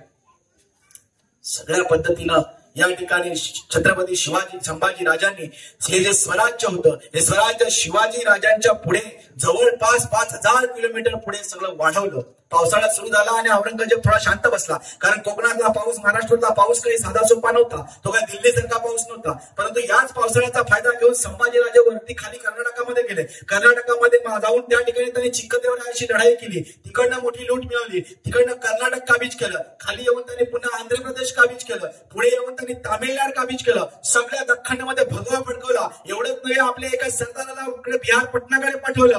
खाली जाऊन कोलकाता काबीज केलं. संपूर्ण या हिंदुस्थानामध्ये अखंड हिंदुस्थान भगवामय करून टाकलं. म्हणजे औरंगजेब या महाराष्ट्राच्या भूमीत असताना या ठिकाणी दिल्ली काबीज करण्याचं स्वप्न संभाजीराजे पाहतात. हे सोपं नाही. त्याचबरोबर याच ठिकाणी अशी घटना घडलेली आहे, या औरंगजेबाशी लढाई वाद घालून त्याचा पुत्र अकबर संभाजीराजेंकडे त्या ठिकाणी शरण आलेला आहे. मला या दिल्लीच्या गादीवर बसवलंच तर मी तुला मदत करेन, अशा पद्धतीनं त्यांनी आता सध्या तुम्हाला मदत कर संभाजीराजाला सांगितलं आणि पुढे जाऊन मला दिल्लीपती व्हायचंय. संभाजीराजांनी अकबराच्या या खांद्यावर बंदूक ठेवली आणि औरंगजेबाशी लढायला सुरुवात केली. अकबराला सांगितलं, तू या ठिकाणी इराणमध्ये जा. इराणमध्ये जाऊन इराणच्या बादशाला भेट, त्याच्याकडनं काय 70-80 हजाराची फौज घे. ही फौज घेऊन तू दिल्लीकडे जा. बघा, औरंगजेब या ठिकाणी महाराष्ट्राच्या छाताडावर असताना संभाजीराजे नियोजन करतायत अकबराला औरंगजेबाच्या पुत्राला घेऊन तू इराणमध्ये जा, तिथली सगळं सैनिक घेऊन दिल्लीवर ये. इकडनं त्यांनी आपल्या सैन्याला काही तुकडी दिल्लीच्या दिशेने रवाना केली होती. स्वतः संभाजीराजे औरंगजेबाशी लढत होते. उद्या सकाळ दिल्लीवर आक्रमण झालं तर साहजिकच औरंगजेब कुठे जाणार? दिल्लीकडे जाणार. म्हणजे महाराष्ट्र वाचणार. दिल्लीकडे गेल्यानंतर सगळं मराठी फौज घेऊन दिल्लीकडे जायचं आणि दिल्लीकडे गेल्यानंतर ही दिल्ली काबीज करायची. एवढं मोठं स्वप्न कधी पाहतोय माझा शंभू?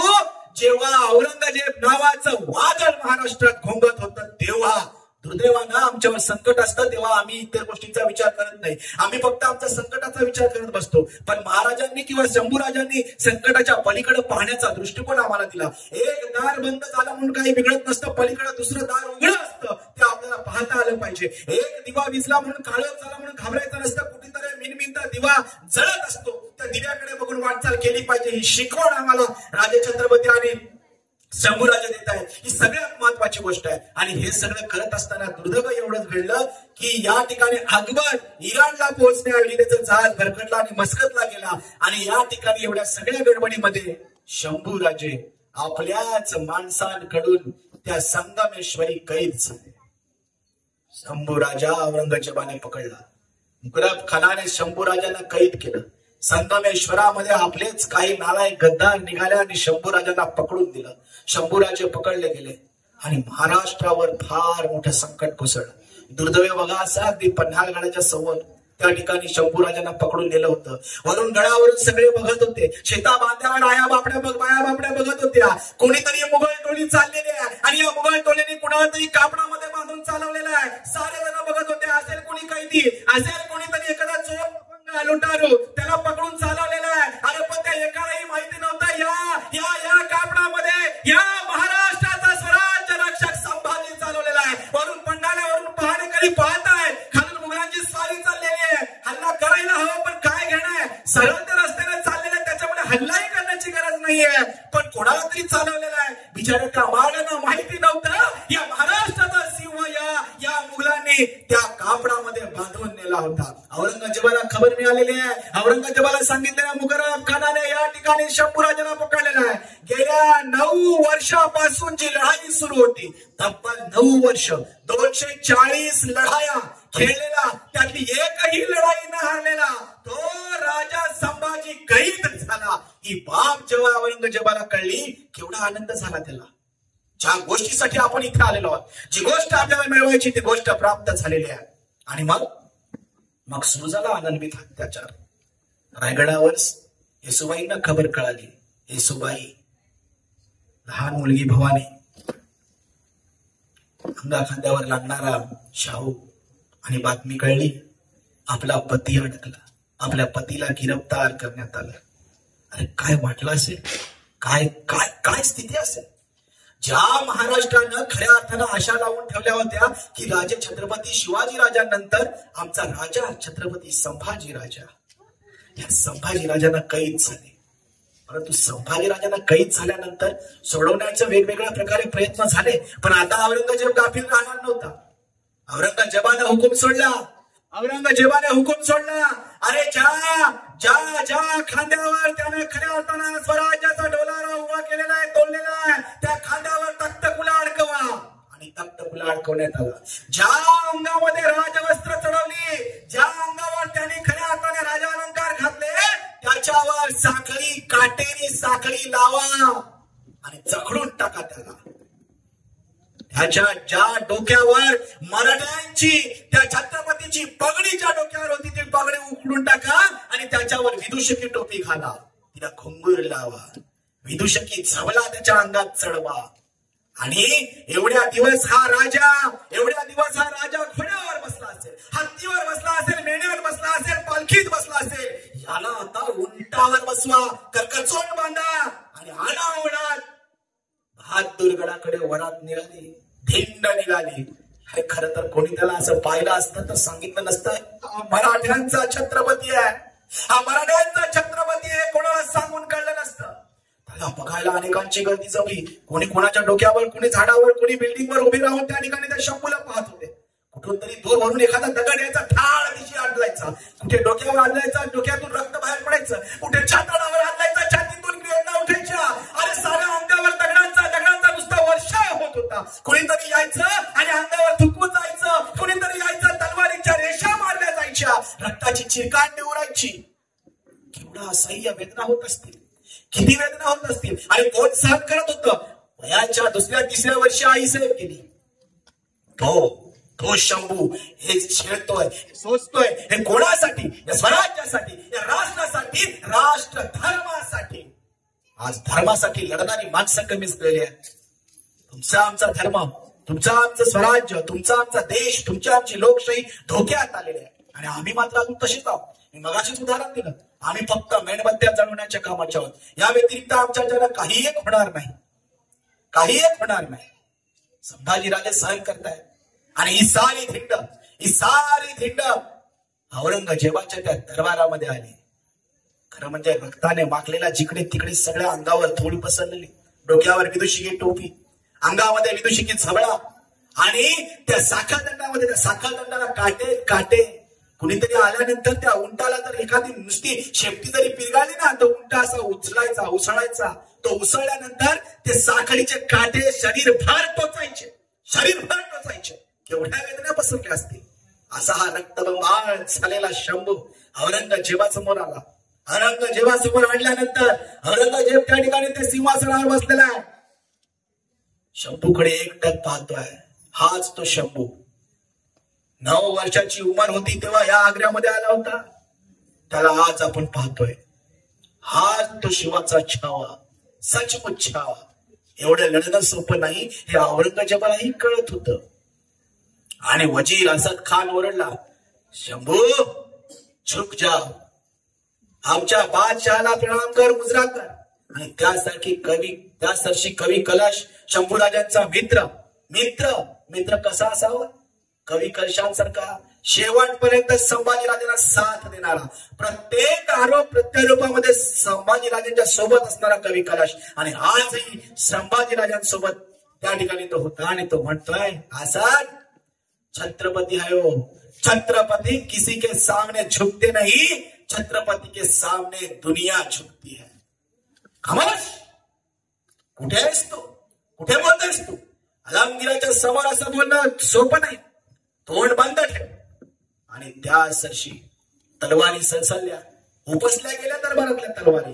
कारण तो बोललाच तसा होता, छत्रपति किसी के सामने झुकते नहीं, सब उनके सामने झुकते हैं. आणि त्या सरशी बादशाह उठला. आणि बादशाह उठल्यानंतर तो खाली उतरला. खामोश, सबूर सबूर. आणि शंभू राजा समोर गेला. त्याच्या डोळ्यामध्ये डोळे घातले.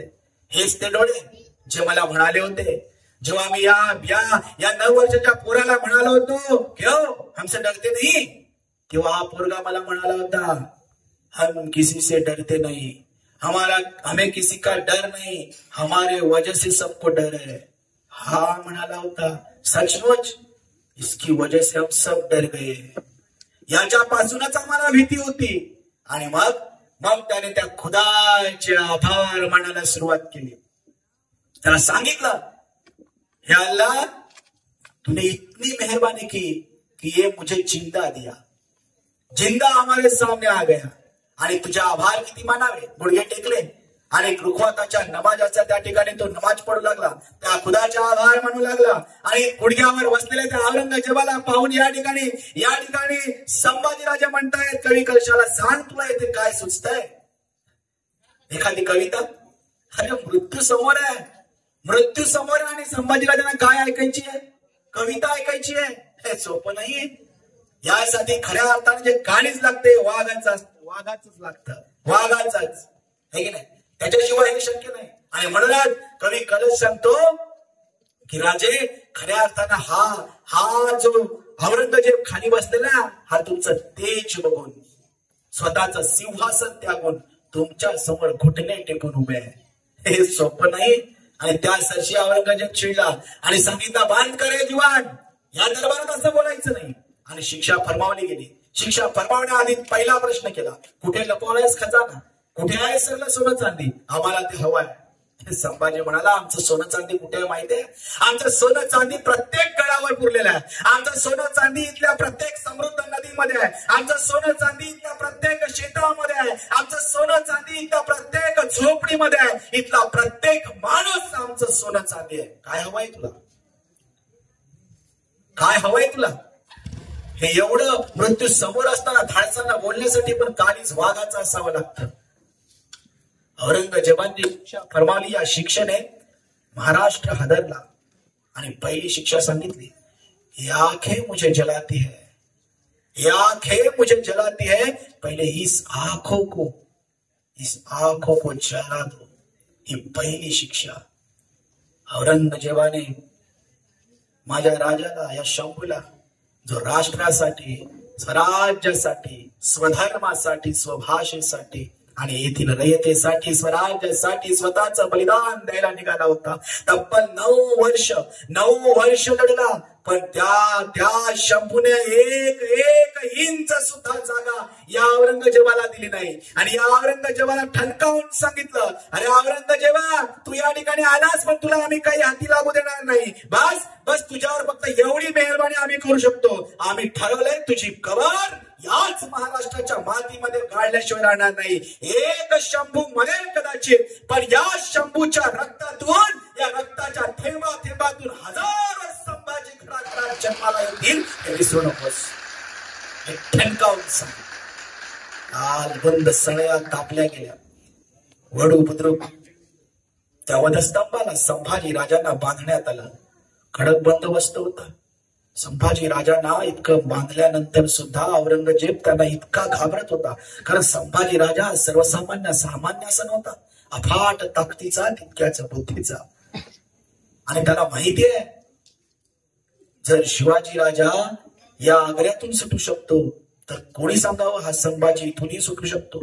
कडे कोट बंदोबस्तामध्ये त्या वधस्तंभाला बांधलेला संभाजी रात्रभर विचार करतोय उद्याला या ठिकाणी माझ्यावर पहिला अंमल होणार आहे. आणि पहिली शिक्षा हे डोळे जाळणे. लाल बुंद सळया तापल्या गेल्या. त्यांचा सलसल आवाज येत गेला. शंभूराजांनी डोळे बंद केले आणि डोळे बंद करत असताना त्या डोळ्यांसमोर उभे राहिले शिवछत्रपती. आबासाहेब या डोळ्याने केवळ तुमची मूर्ती पाहिली. आबासाहेब आम्ही तुम्हाला पाहिलं. आम्ही तुम्हाला या ठिकाणी तुमचं दर्शन घेतलं. आऊसाहेब आम्ही तुम्हाला पाहिलं. या डोळ्याने आम्ही आई जगदंबेला पाहिलं. आम्ही आई जगदंबेच्या भूते आहोत आणि या भूत्यांनी खऱ्या अर्थाने या जगदंबेची या डोळ्यांनी पूजा केली, या नजरेने पूजा केली.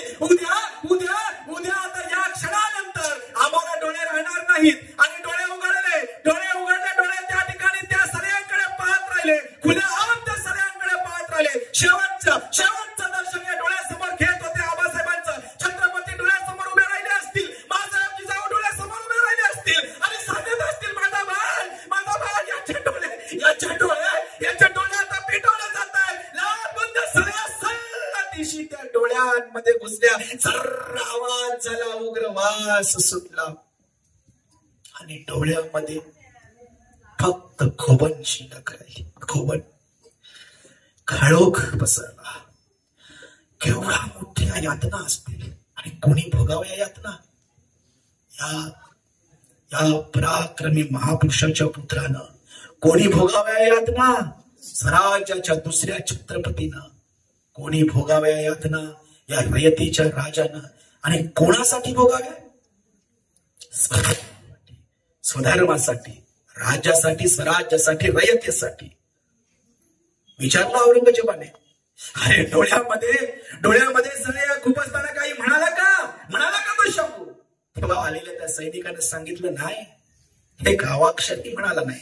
सहन केलं. माफी नाही मागितली. अजिबात नाही. मला असं वाटतंय बादशाला सांगतोय. मला असं वाटतंय बादशाह तुम्ही जर त्याच्या समोर आला तर कदाचित त्या साखळदंड्यात बांधलेला शंभू तुमचा जीवही घेऊ शकतो. इतकी ताकद, अफाट ताकद त्याच्यामध्ये आहे. नमाज नाही पडला. मला मुजरा नाही करायला म्हणाला. माझ्या समोर हात जोडत नाही. माझ्याकडे या ठिकाणी तो क्षमा मागत नाही. त्याची जीभ माझ्यासाठी उचलत नाही. काढतोस की जुबान. दुसरी शिक्षेचा अंमल झाला. काढतोस की जुबान. अरे पण त्याला हात लावेल कोण. त्या संभाजीला हात लावणं काय सोपं आहे का. अफाट ताकदीचा साखळदंडात बांधलेला असताना त्या साखळा असणाऱ्या ते काटे रुंदात असतानाही तो 10 माणसाला ऐकत नव्हता असा संभाजी. त्याला धरेल कोण. त्याची जीभ बाहेर काढायची कशी. 10-12 त्या ठिकाणी ते मुघल हापशी त्या ठिकाणी गेले. त्यांनी कान दाबून धरले. त्यांना वाटले कान दाबले तर तोंड उघडेल. अरे पण तोंड उघडायला तर तुमच्या आमच्यासारखा सामान्य आहे का. वाघाचा पुत्र आहे. शेर का बच्चा आहे. छावा आहे तो असं तोंड उघडणार नाही. सगळ्या प्रकारचे प्रयत्न झाले. तोंड उघडत नाही. कोणीतरी नाक दाबलं. श्वास घेण्यासाठी म्हणून थोडीशी ओठ घालले. थोडस तोंड उघडलं आणि त्या सरशी एक सळई सरळ त्याच्या दातामध्ये घुसली आणि तीच दाबण्यात आली. दाबलेल्या सळईनं दात जबडा उघडला गेला. जबडा उघडला. आतमध्ये लवलवणारी जीभ दिसली. ज्या जिभेने हर हर महादेव म्हटलं होतं, ज्या जिभेने छत्रपती शिवाजी महाराज की जय म्हटलं होतं, ज्या जिभेने केवळ शिवाजी राजांचा विचार घरापर्यंत या स्वराज्यापर्यंत पोहोचवला होता, ती जीभ या क्षणानंतर दिसणार नव्हती. वळवळली. मला वाटते त्याही क्षणामध्ये शिवाजी महाराजांचा जय जयकार सुरू असेल. सांडशी मध्ये जीभ पकडण्यात आली. जीभ पकडल्याने बाहेर खेचली गेली आणि संपत्तीची पातळ चढला आणि जीभ छाटली गेली. पडलेली जीभ वळवळत होती आणि तोंडातून रक्त वसंत वाहत होतं. रक्तबंबात झालं होतं तोंड आणि ओढण्यात असेल माझा राजा. अरे केवढा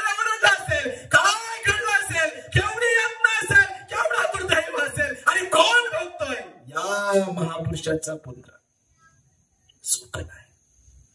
सोपं नाही कुणासाठी? या स्वराज्यासाठी. अशा पद्धतीचे राजे, अशा पद्धतीचे महापुरुष या महाराष्ट्राच्या भूमीमध्ये जन्माला आले. दुर्दैवाने छत्रपती संभाजी महाराज आम्ही घेऊन नेऊन पोहोचू शकलो नाही. खरा इतिहास त्यांचा आमच्यापर्यंत पोहोचला नाही. जीभ कापल्यानंतरही तसाच शांत होता. समोरचं काही दिसत नव्हतं, आजूबाजूला काळोख होता, तोंडामध्ये जीभ नव्हती. फक्त याच्या व्यतिरिक्त त्यांच्या तोंडातून कुठलाही आवाज निघाला नाही. कुणीतरी यायचं, पुन्हा तलवारीनं वार करायचे. कुणी यायचे, त्या ठिकाणी त्यांची बोटं कापून न्यायचे. कुणी यायचे, पायाच्या गुडघ्याच्या वाट्याच कापून न्यायचे. तब्बल 40 दिवस, 1 2 3 नाही, तब्बल 40 दिवस वडू बुद्रुकच्या त्या वधस्तंभाजवळ इतकी विडंबना झाली, रक्तबंबाळ झालेला तो आमचा छत्रपती. खरं म्हणजे त्याला असं लाल पाहताना, त्याचं ते वल्गंड शरीर पाहताना कदाचित आम्हाला असं वाटलं असतं जसा बजरंगबली असतो ना, बजरंगबली शेंदूर फासलेला तो हनुमानच त्या ठिकाणी त्या उभा आहे. इतकी भयानक स्थिती होती. आणि मग हाताला काहीच लागत नाही हे म्हटल्यानंतर संभाजी राजाचं मुंडकं उडवण्यात आलं.